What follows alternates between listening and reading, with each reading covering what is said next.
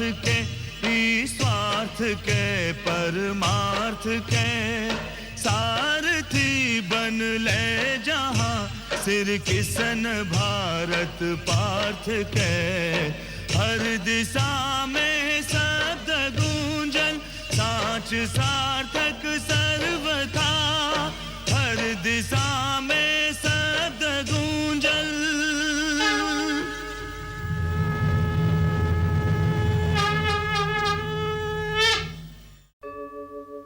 यदा यदा हि धर्मस्य ग्लानिर्भवति भारत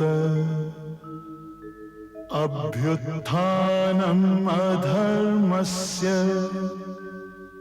तदात्मानं सृजाम्यहम् परित्राणाय साधूनां विनाशाय च दुष्कृतां धर्म संस्थापनार्थाय संभवामि युगे युगे।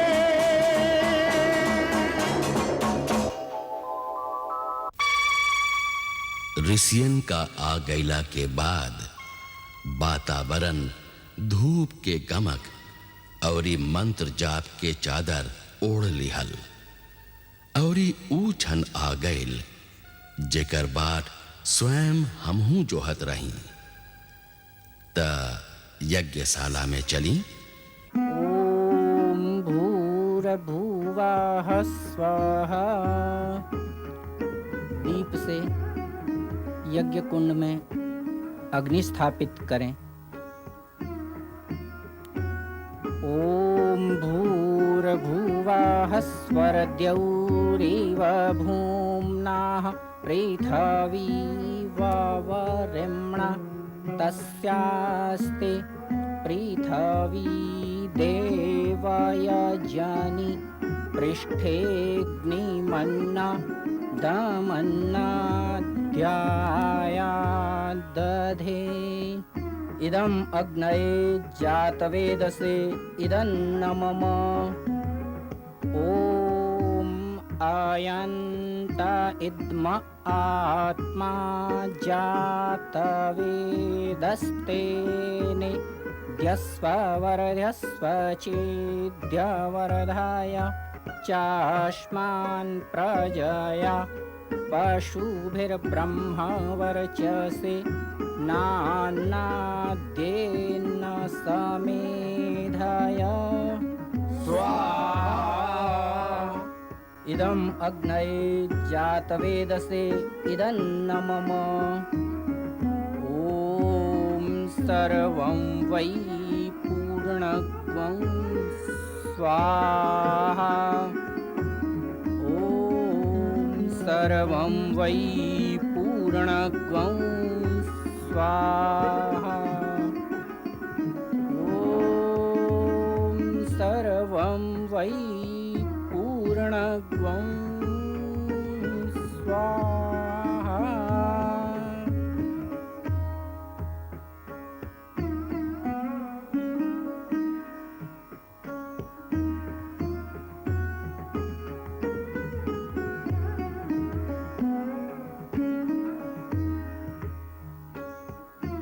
हस्तिनापुर नरेश कुरुकुल शिरोमणि महाराज धृतराष्ट्र। आई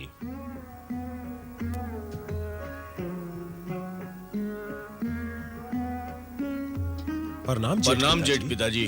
प्रणाम काका जी। जियत रह। आयुष्मान भवा। आई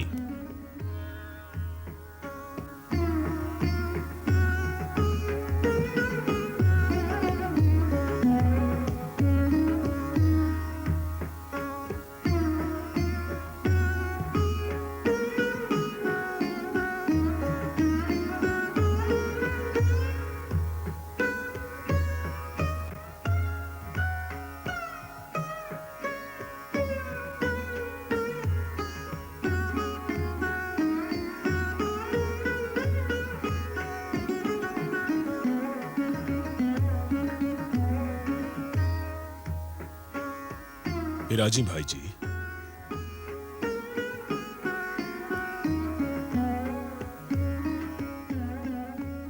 यदुकुल भूषण वसुदेव कुमार परमवीर बलराम और कृष्णचंद्र।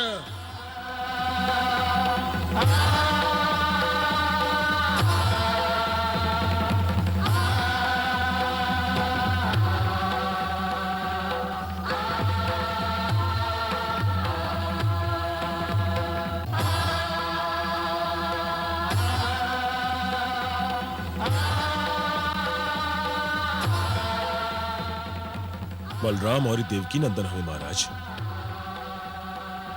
प्रणाम महाराज। जियत रहा। आइंदा आओ। गंगा नरेश शकुनी और गांधारी नंदन महारथी महावीर दुर्योधन अपने अनुजन समेत।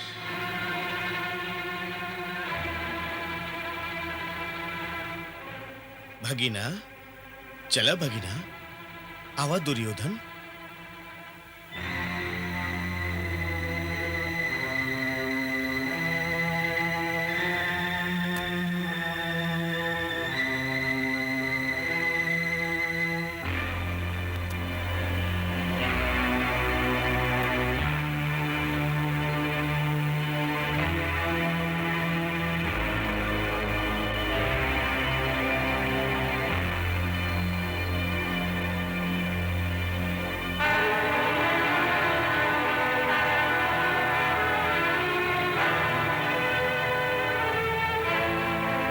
अंगराज महारथी दानवीर कर्ण।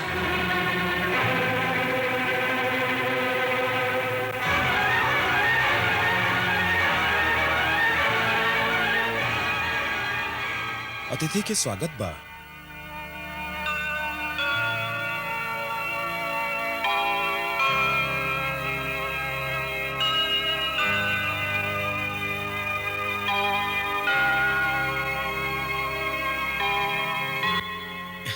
आवा अंगराज। आबा मित्र विराजा।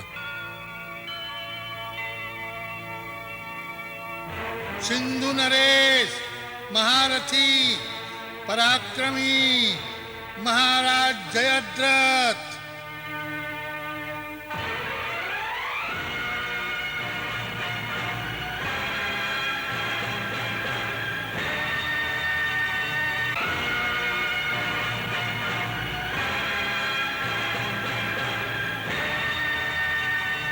पंचाल नरेश महाराज द्रुपद। जियत रहा।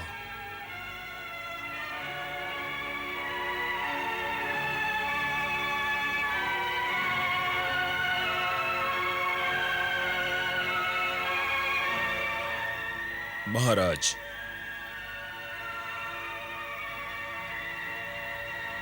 प्रणाम महाराज। प्रणाम महाराज। गुरुवर द्रोणाचार्य और कुल गुरु कृपाचार्य।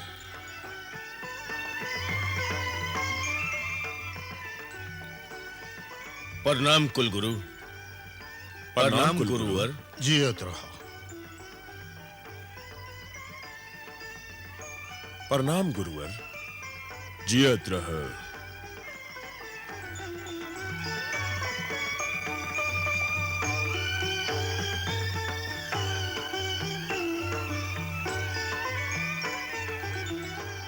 प्रणाम कुल गुरु। जियत रहा। प्रणाम गुरुवर। जियत रह।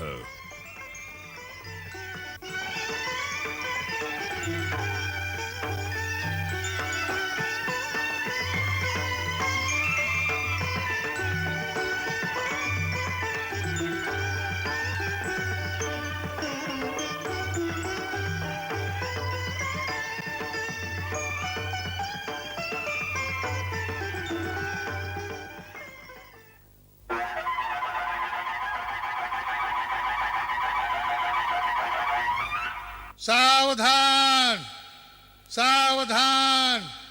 पांडुनंदन सम्राट युधिष्ठिर पूज्यवर भीष्म पितामह, महर्षि वेद व्यास, राजमाता कुंती, महारानी द्रौपदी और ई राजरानी सुभद्रा समेत पधार रहल हमें।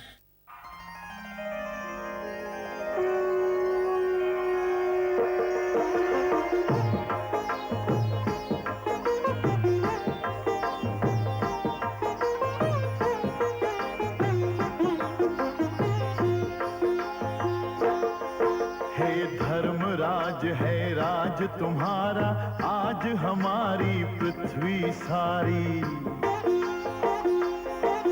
हे धर्मराज है राज तुम्हारा, आज हमारी पृथ्वी सारी। हे राजाओं के राजा सारे, राजा तेरे आज पुजारी। भरत वंश के हंस तुम्हारे, पंख उड़े ले कीर्ति पताका। यह चंद्र बढ़े ले खंभ गगन के, और छोर तक धर्म ध्वजा का। हे कुरुकुल के अवतंस तुम्हारे, यशोगान को जग हो गाता। हे कुंती नंदन सूर्य तुम्हारे, राजसूय में तूर्य बजाता।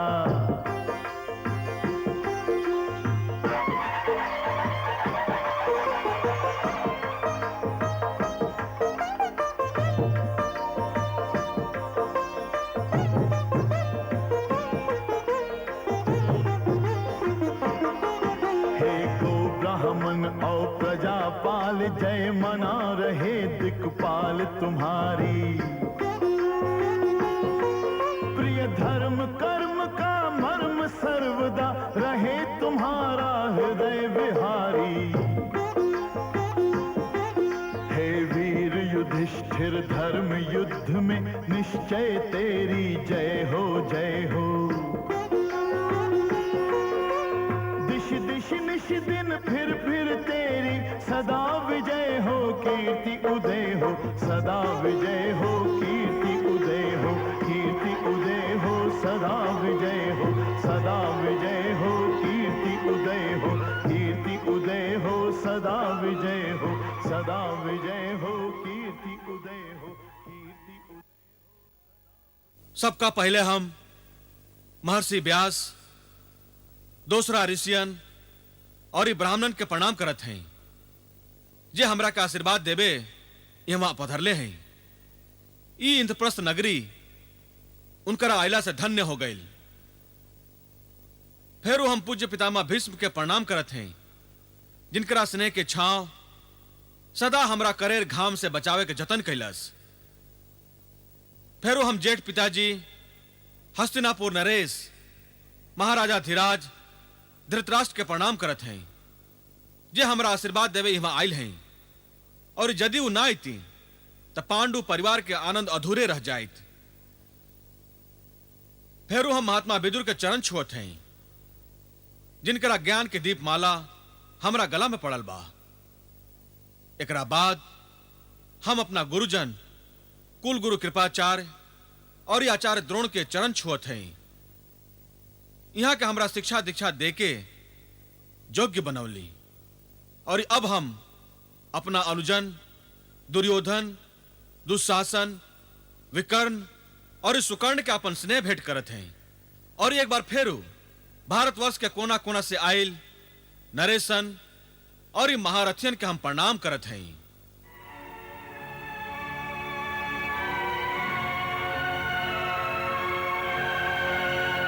आपन जेठ भाई कर्ण के भी प्रणाम कर बेटा युधिष्ठिर।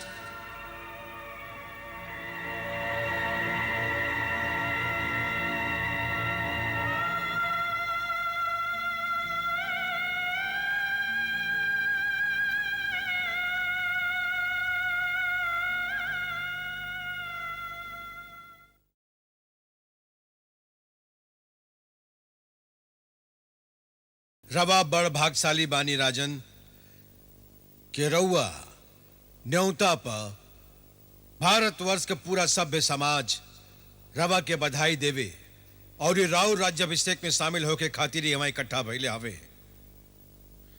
हम अपन लम्हर जीवन यात्रा में ऋषियन के ऐसन जुटाव कबू न देखली।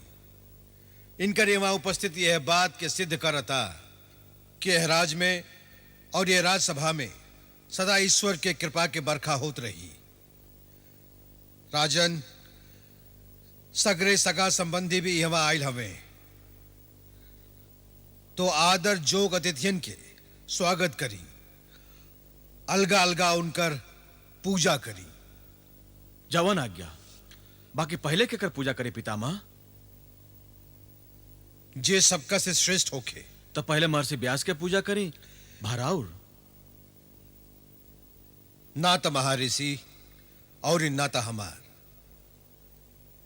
आज रवा धर्म के प्रतिबिंब हैं राजन। राउर आंख के तई देख लेवे के चाहत रहे कि सभा में ही ना पूरा त्रिलोक में यदुवंश शिरोमणि वासुदेव कृष्ण के अलावे केहू औरी के अग्र पूजा हो ही ना सके। और ई हमें खातिर नहीं की कहत रहे कि ई हमार प्रिय हमें। ई हम एक खातिर भी नहीं की कह रहे हैं कि हम इनकर भक्त हैं।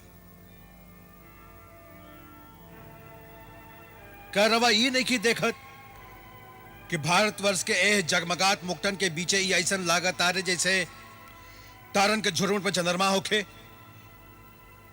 और जब चंद्रमा के दर्शन हो रहा होखे तो तारन का ओरी के देखेला। जैसे अनहार चूनर ओढ़ले सूतल धरती सूरज का शुभागमन से जाग उठेले और वायुहीन जगह वायु का छुअला से जी उठेला और इस सांस लेवे लगेला। उसे ही देवकी नंदन का ए राज्यसभा में होके से ई राज्यसभा जगमगातो है और इस सांस भी ले रहा है। तकाइन कराई हमारा हाथ स्वयं महर्षि व्यास अग्र पूजा खातिर आगा बढ़ सकी हैं? कबो ना, कबो ना। ई यहाँ हवे और इनकरा रहते केहू औरी पूजनी होइए ना सके। यदि केहू के कौनो आपत्ति होखे त अवश्य बोल सकेला।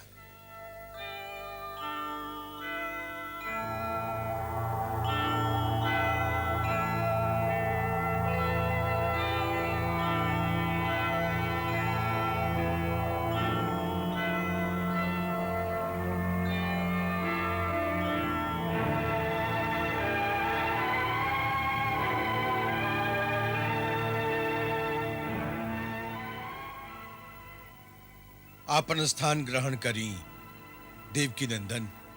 आई।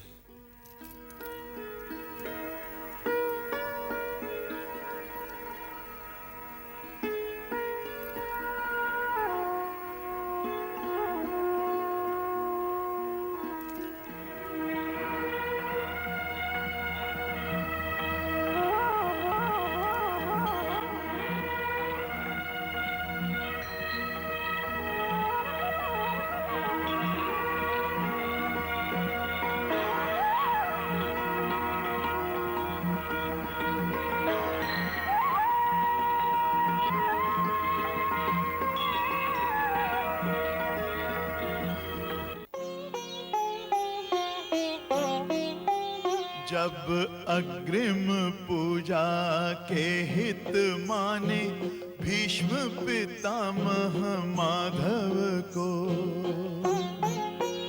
जब अग्रिम पूजा के हित माने भीष्म पितामह माधव को। सब धन्य कहें सब धन्य हुए अरु धन्य करें मानव भव को। तब निश्चित ही निश्चिंत हुए कर पूजन अर्पण चरणन को।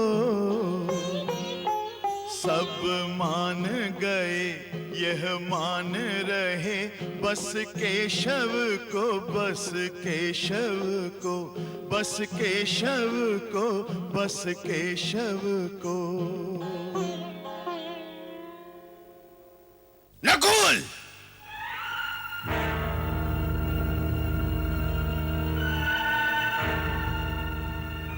ई तू के कर अग्र पूजा कर रहा हुआ? प्रिय शिशुपाल, तू चुप रह। और तू ये भी मत समझिए कि राजा महाराजा ये महारथियन के पूरा समुदाय तोहरा से डर के तोहरा राजसूत जग में आयल हुए। अरे हम तो ये सोच के आयल रही कि धर्म के अर्थ तू हमनी सबसे अधिक जाने ले, ये खातिर तोहरा के सम्राट बन जाए दी। बाकी तू वह ग्वाला के अग्र पूजा करके सगरे राज समाज के अपमानित कर दल। शिशुपाल! शिशुपाल! यदि एको बकार मुंह से निकलला तो जान से मार डालब। हाँ? भीम, अर्जुन, ई का अनुज शिशुपाल हमारा अतिथि हुए। महाराज ठीक कह रहे हैं भीम भैया। प्रिय अर्जुन, अतिथि के मर्यादा के उल्लंघन मत करा। तू बोलत रहा शिशुपाल, काहे कि तोहर बोले के दिन है। हम बोलब कहे ना, का हम तोरा से डराइला? अरे हम तो ये भी नहीं खे मानत कि तू हमार मामा बस्तोय के बेटा हवे, और तोरा के इस जगह लेवे के अधिकार भी नहीं खे।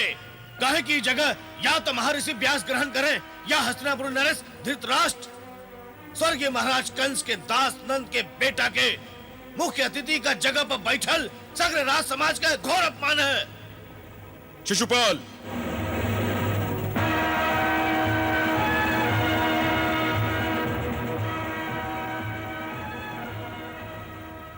और ई पितामह बन बैठल भीष्म सटिया गए है। ये करी आजीवन ब्रह्मचर्य के प्रतिज्ञा भी ढोंग है, ढोंग। यदि प्रतिज्ञा नहीं हो करी तो ये वीरहीन असहाय ई नपुंसक ब्रह्मचार्य रहे। शिशुपाल, महादेव के क्रिया यदि हमार प्रिय युधिष्ठिर के राजसु यज्ञ के समारोह न रहे तो हम तो और जीव काट लेते। इराउर अपमान नहीं क्या करत पितामह, ये हमारा अपमान कर रहल बा। एकरा के बोले दी। अरे हमरा बोले खातिर तोर आज्ञा ना चाहिए, समझ ले। ई नपुंसक प्रस्ताव रखलस और सापित पांडु के बेटा झट से ओकर स्वीकार्य ले ले, और ई उचक्का हुआ जगह पर बैठ गई। जब वह बैठे के साथ कोनो दासपूत ना कर सके। का ये ध्रुपद से बढ़ के तुहार हितु है? का ये द्रोणाचार्य और कृपाचार्य से बड़ा आचार्य है? का ये दुर्योधन और अश्वत्थामा और कर्ण से बड़ योद्धा है? ना ये ऋषि, ना राजा, ना आचार्य। तब फिर नंद गांव के गैयन के दूध देवाला या गौला के कौन चीज से तू पूजा जोग मान ले? रवा सुन रहा है फुआ, अब हम का करें? शिशुपाल, यदि अबहियो तो चुप ना भइले तो हम तोर जीभे खींच ले। एकरा बोले दी दाऊ। रवा भुला गेले कि हम फुआ के का वचन दे रखले हैं। 100 अपराध ले हम एकरा के अवश्य क्षमा करब। तोरा क्षमा करे होके तो अवश्य क्षमा करब। हम नहीं कह सकत ई पितामह भीष्म के अपमान कैले बा, ई फुआ कुंती के अपमान कैले बा, ई तोहार अपमान कैले बा, और तू इहवा ठाड़ मुस्कुराता रह। मुस्कुरात नहीं दाऊ, गिन रहल है। यदि तोहरा और कुछ कहे के शिशुपाल तो कह डारा, कहे कि अभी तो 3 अपराध और कर सकेला। अरे ते हमरा का डराव तारे रे मायावी, और ते 3 अपराध के बात करत हवे। हम इवा खड़े खड़ 300 बेर तोर अपमान करब, और ते हमार कुछ ना बिगाड़ पाइबे। और तोर मान हुआ का रे जो तोर अपमान करी? गिन, ई रहल 98, ते एगो नीच चोर हवे। ई रहल 99, ते महाराज कंस के निमक खैले और उनकर हत्या कर दिले, ते निमक हराम हवे। ई भइल पूरे 100। बोल का कहता रे? बस अब रुक जा शिशुपाल। अरे ते एगो बहुरूपिया हवे जो राजा के वस्त्र पहन के ये सभा में आ गईले।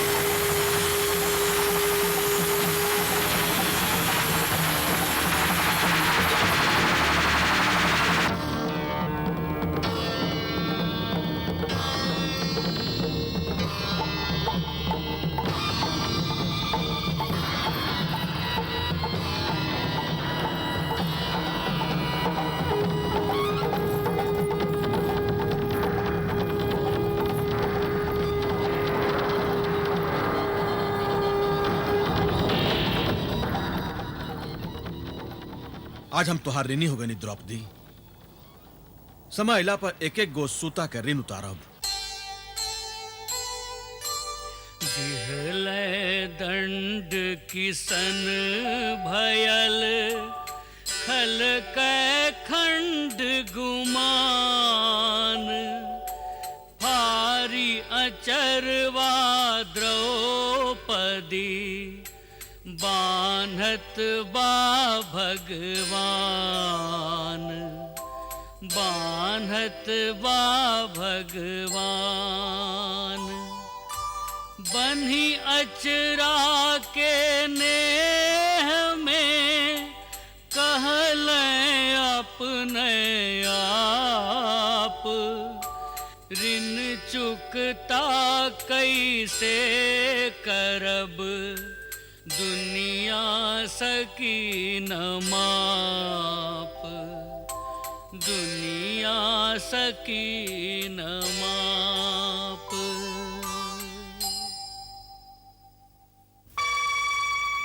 हमरा लेखा कहानियों के आपन एगो चाल होला जे ना केहू के कहला से बढ़ावल जा सकेला और नहीं घटावल जा सकेला।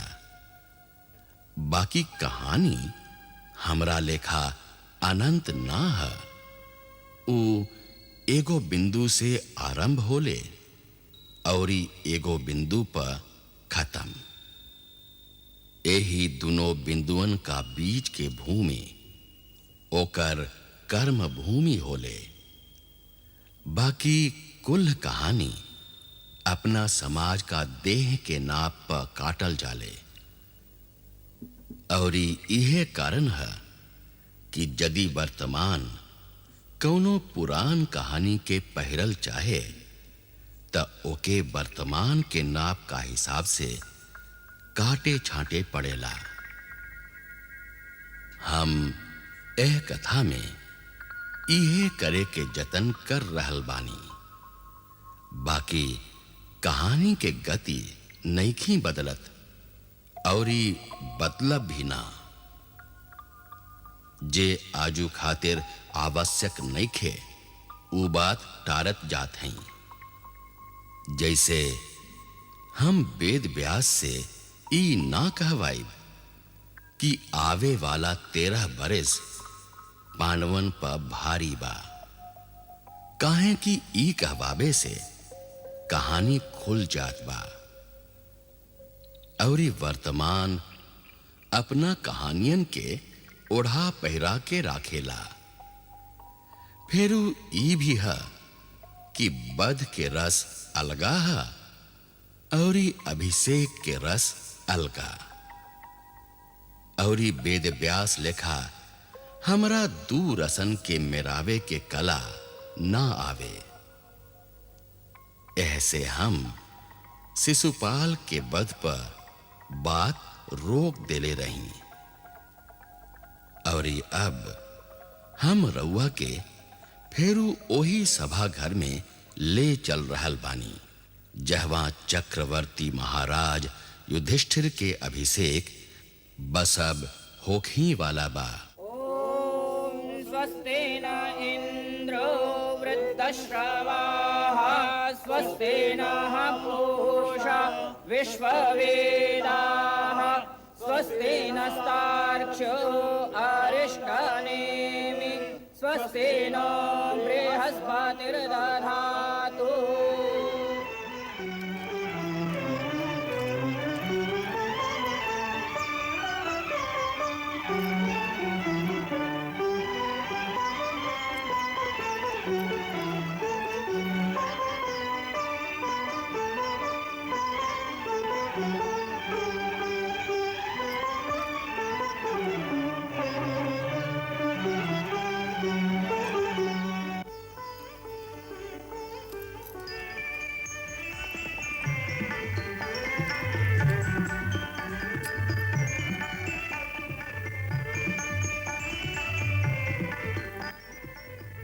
चक्रवर्ती महाराज युधिष्ठिर के चक्रवर्ती महाराज युधिष्ठिर के चक्रवर्ती महाराज युधिष्ठिर के।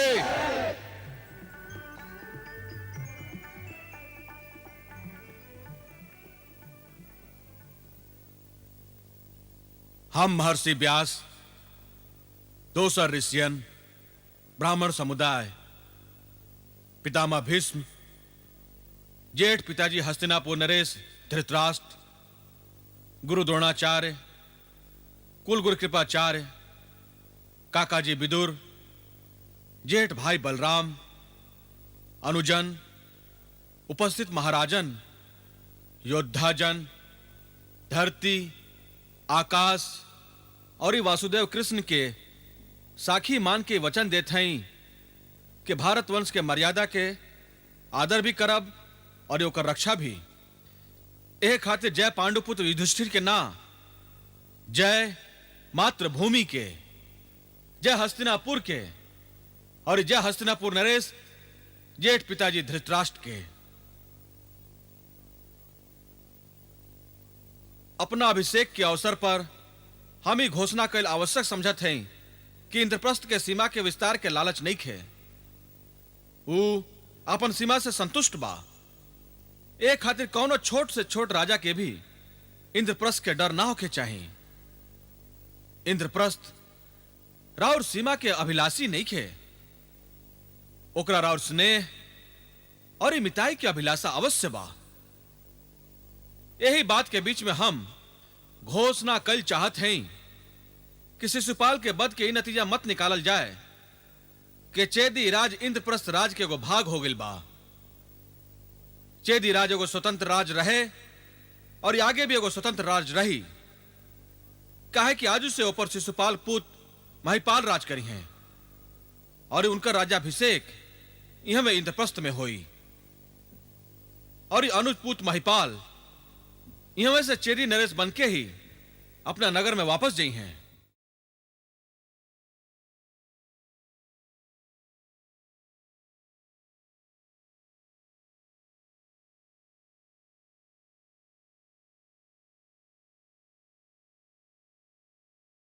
काका जी, रउआ भी तो स्थान ग्रहण करें। हमार जगह तो इहमे बा महाराज। विदु जे कहा था ओकरा कह लेवे दा बेटा, न तो फेरू कौनो बाकी के बान चला दी ही और यो बान के काट ना हमरा भीरी बा न ही अर्जुन का भीरी।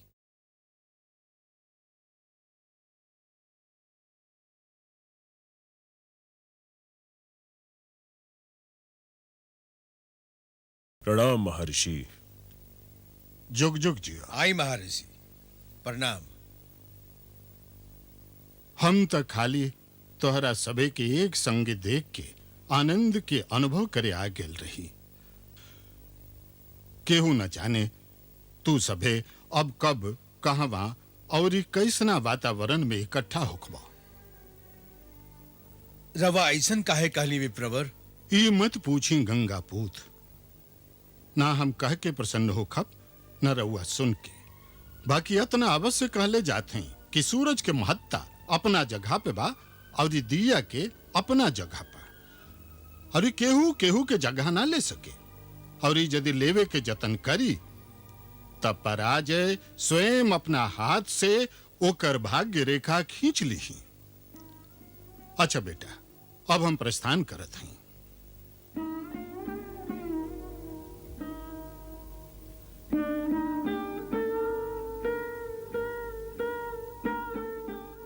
जी, रिसीवर के बात समझ में ना आई।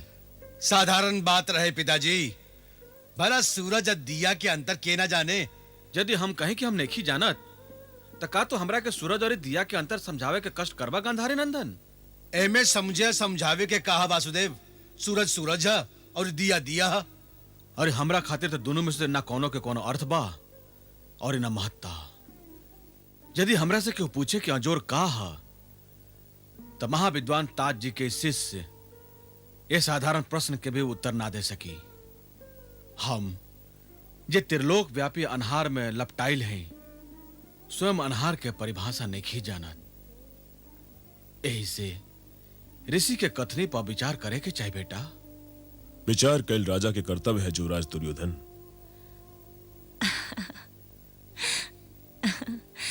हम तो बस यह चाहत है कि रउआ सभे हमार बेटा युधिष्ठिर के आशीर्वाद दी।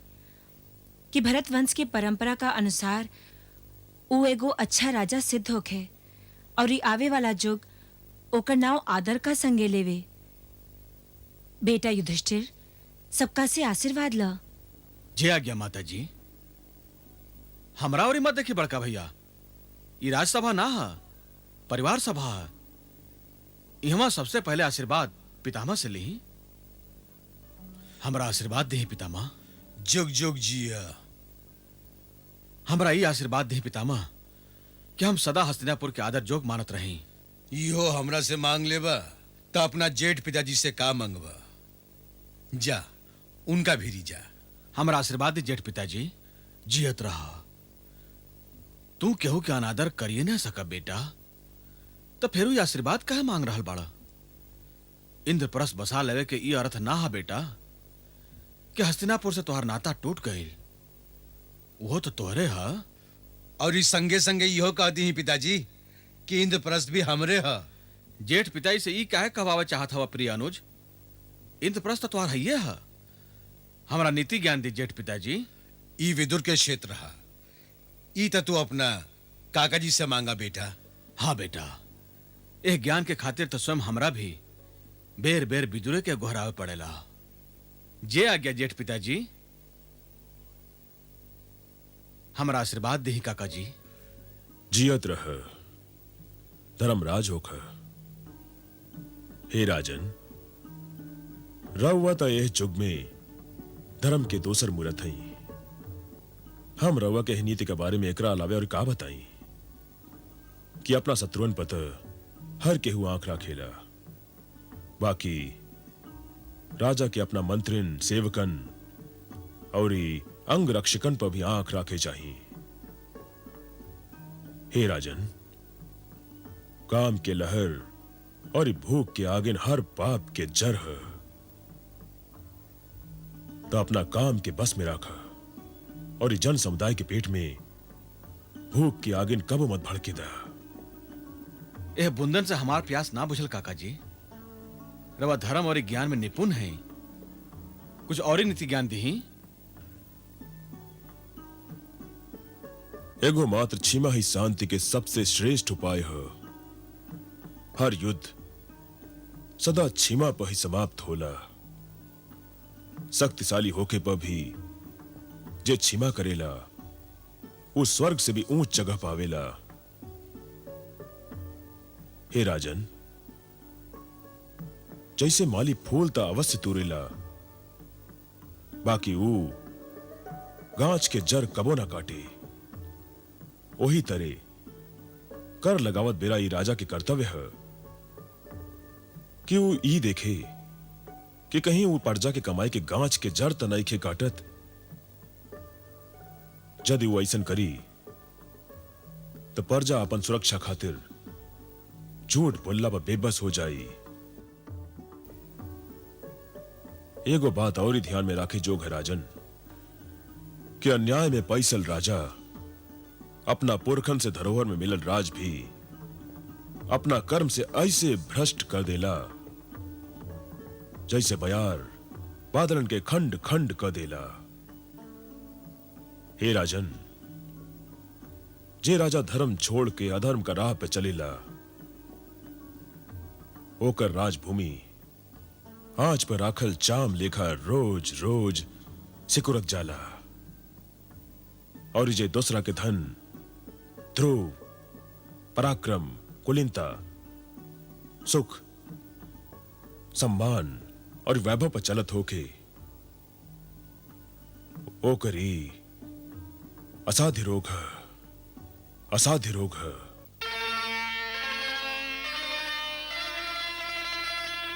विदुर धर्म से ई कहे दुर्योधन के देख कसने की कै चाह और राजा कैसन नेक। सीख हम बीतल दिनन से नए जुग को करी स्वागत, करी स्वागत।